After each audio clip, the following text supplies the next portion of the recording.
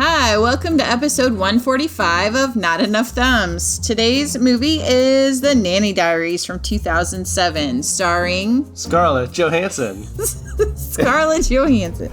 And Captain America is also in this movie. He is. Chris Evans. Yes, he is. So of course Scarlett is the main character in this movie, and she graduated from high school and was considering anthropology in college, or maybe she graduated with a degree in anthropology. I can't quite remember now. But in any case, she was considering what to do for a job and stumbled across these socialites who were looking for a nanny and asked her to nanny their children. So she considered it and decided to do it as a type of an anthropological study.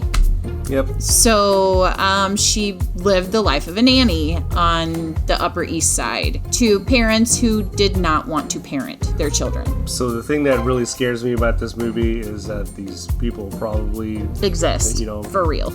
Exist, right? And so these poor kids just don't have, any parents present in their life, unfortunately. Yeah, and the kids are an inconvenience for the parents, and so they hire full-time nannies to basically raise their kids so they don't have to. And it showed one scene where they give the nanny the night off, and the mother has no idea what to do to handle her child. The child is throwing things everywhere. He's being destructive, loud. She calls the nanny to try to figure out what to do with her own child, because she's never actually had to raise her own child. Yeah, there's some really sad moments in this one where the kid is wanting to be consoled about something and runs right past the mother and straight into the nanny's arms. And you could see the look on the mother's face as soon as he does that she basically a face of betrayal, because she knew that he didn't consider her comfort. Yeah, so I thought the actors did a fantastic job at with their characters, especially Mrs. X just being a really stone cold person, expressionless most of the time, and just thinking that she's doing the right thing by trying to throw a good education at her kid and making sure somebody's there, even though it's not her at any point. Yeah, and then it kind of showed the dad in a really negative light. He was kind of the atypical, overdone business person, just a cheater and a liar, and had no interest in a home family life, had no interest in his kid, clearly didn't care about the well-being of the child, buys the kid a dog and then sends it off with the nanny when he fires the nanny. So the child not only loses his nanny, he loses his brand new dog too. After hitting on the nanny. Yes, after the dad hits on the nanny, and that's what she gets fired for. Yeah.